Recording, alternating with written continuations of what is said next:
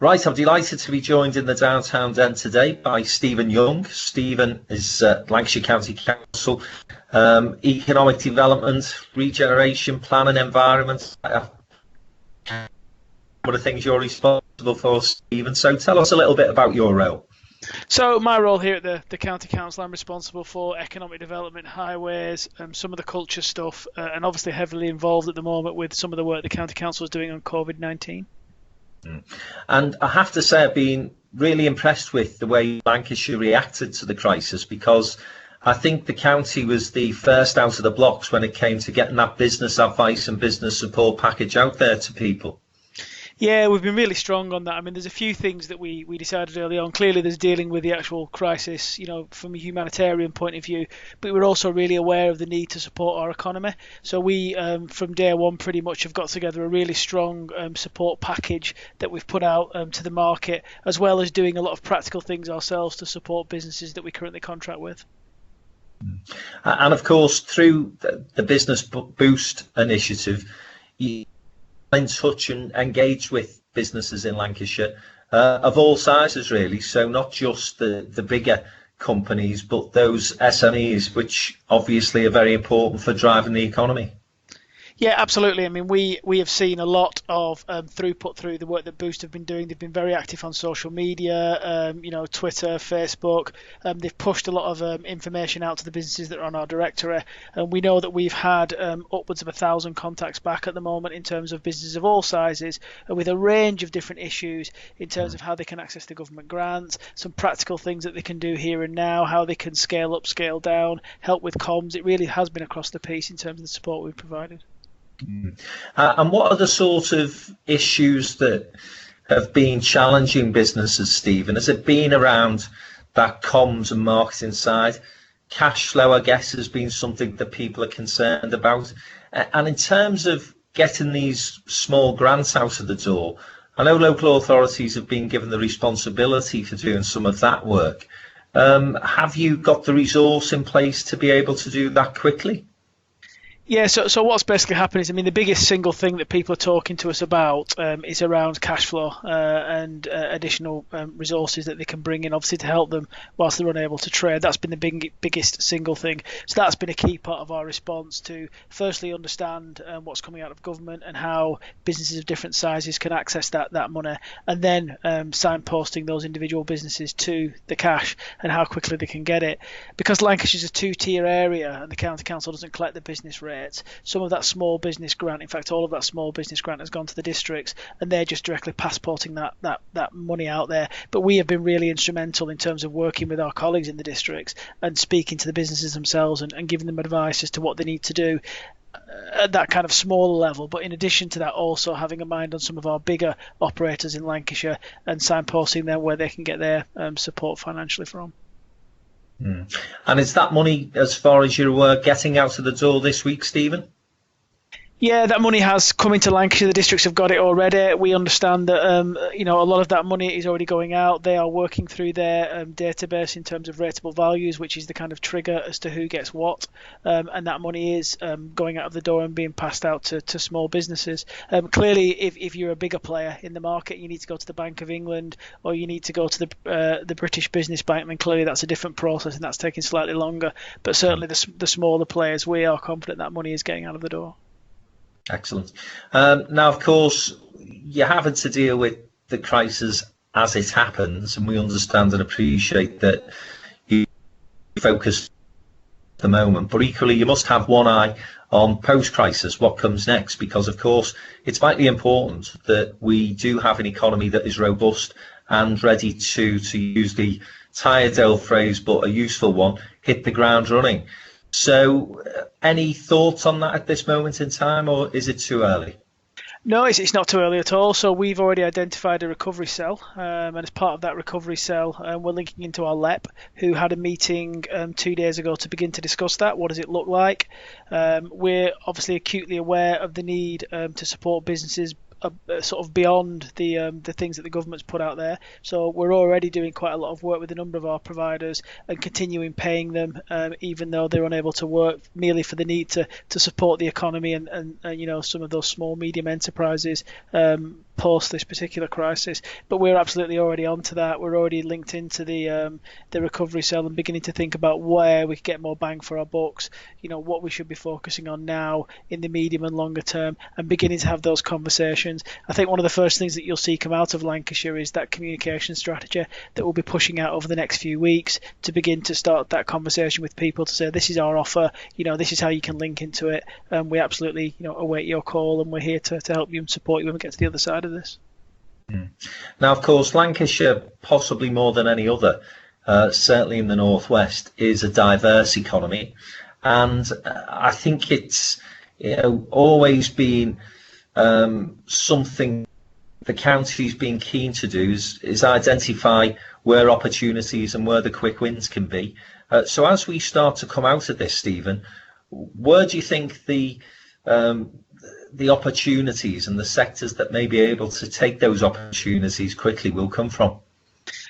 I think you're quite right. Lancashire does have a really diverse economy. We're big in some of the big businesses like aerospace, but we're also big in food and drink, in hospitality, and that's an area that we think we really want to push and support, because that's a massively important part of our economy. So we want to absolutely try and, as part of our recovery cell, talk about Lancashire as a tourism destination, and really begin to, when we get to the far side of this, encourage people to take advantage of that, so that those industries can absolutely hit the ground running. We're also taking the opportunity, as far as we can, to link in with a number of those existing businesses to try and help us and help our emergency service colleagues through this particular crisis, to try and push some cash flow through the businesses at this point in advance of us coming out at the other end. So it's kind of those sort of areas that we're particularly focused and interested in.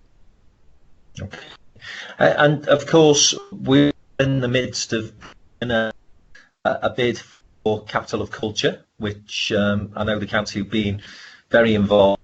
This is an ambitious bid because it's a county-wide bid, so unique in many respects. Before got hit with this crisis, how was that shaping up? Really strong. We did the launch a few weeks ago in terms of how we're going to propose to look at this as a county of culture, so treating all Lancashire as one single city. That was really well received, was well thought through, was very, very strong. That's been received brilliantly well from government, has been received brilliantly well from our partners. Clearly we've had to put that slightly on the back burner now because we're dealing with this immediate issue. As soon as we get to the other side of this, we absolutely want to pick that up and carry on with that. I mean, that is a really important part of the sort of the Lancashire future that we're envisaging post COVID-19 to potentially win that Capital of Culture and use that as a real springboard to bring the county together and celebrate everything that's great about Lancashire. Yeah, that could be a great hook, couldn't it, for that relaunch, as you're saying, a bit of a reboot.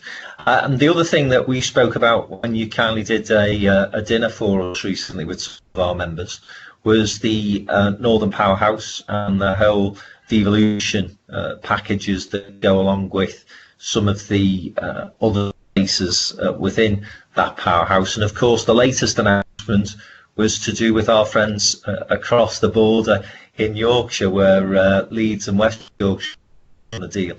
Now, I know, Stephen, we've had a number of conversations about this issue. You're keen to get some sort of devolution deal done for Lancashire, not least because it brings additional resources into the county.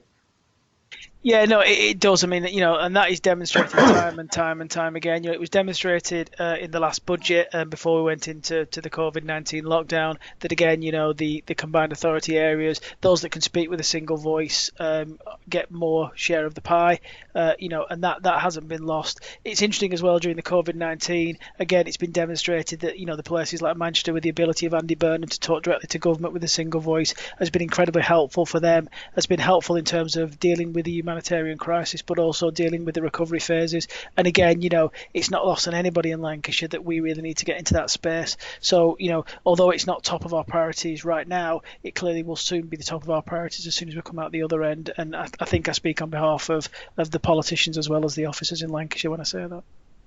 Yeah, and I think, as you rightly say, it's been demonstrated the advantage that mayoral voice, the power of that single champion, if you like, for your city region and your county can really help. And not only with Andy in Manchester, Steve Rotherham in Liverpool, of course, and up to Birmingham, we've been working with the street, and he's been able to get those messages very quickly into Whitehall, and that, of course, helps, doesn't it? Absolutely, it does. And I think now we're having the conversation in Lancashire. It seems that every turn that message is being pushed home by things that are happening, across the region, across the Northern Powerhouse. It's becoming incredibly obvious, if it wasn't already so, that those areas with that single mayor who's able to speak to government with a single voice for a region is far more powerful than a place like Lancashire, which has many, many strengths, but we just don't have that single voice. And it's very difficult for government to hold a conversation with Lancashire in as much as there's not one single organisation or person that can take that role. Yeah, absolutely. Stephen, before I let you go, we've been looking at the Burnley Football Club shirt behind you, and it's got cork on the back, number 4. Is there a particular tale behind that? And tell us about your football allegiances and how you see Burnley going through if we finish this season, but perhaps more importantly, the new season that we hope will begin in August.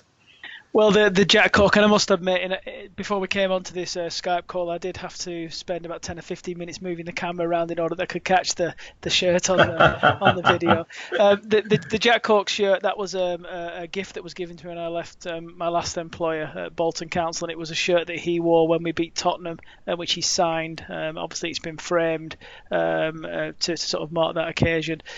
So, Jack's been an amazing player for Burnley during the time, obviously gone on to play for England. So fantastic. With regard to the club next year, it's interesting really, because I think we're one of the few clubs in the land, and there's a few of us in the same boat that don't really have a strong view about finishing the season or not, because we weren't going to be really involved at either end.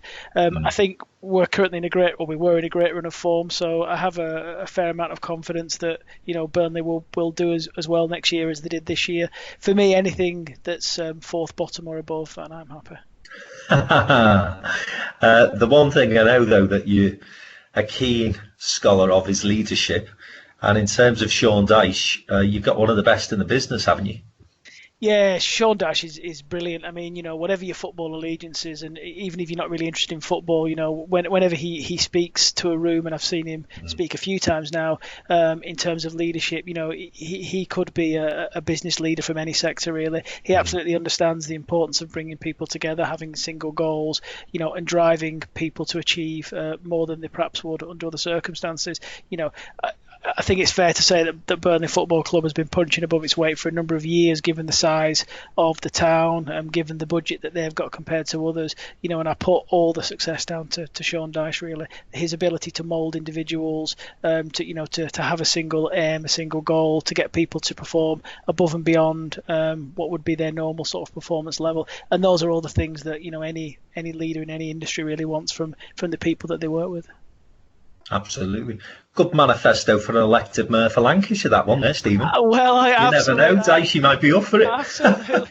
Well, obviously I've got to be politically neutral, but I think it's fair to say if Sean Dyche was up for that, he would get my vote. And not only yours. I'm not sure how the Blackburn fans would react, but that's another story. Listen, Stephen, I know you're really busy. I appreciate you spending time with us today, and let's keep in touch through what's hopefully going to be a relatively short period. Yeah, thank you, Frank. Great to talk to you. Always great to talk to you. Lovely. Catch you again soon, mate. Cheers. Bye. Thanks. Bye.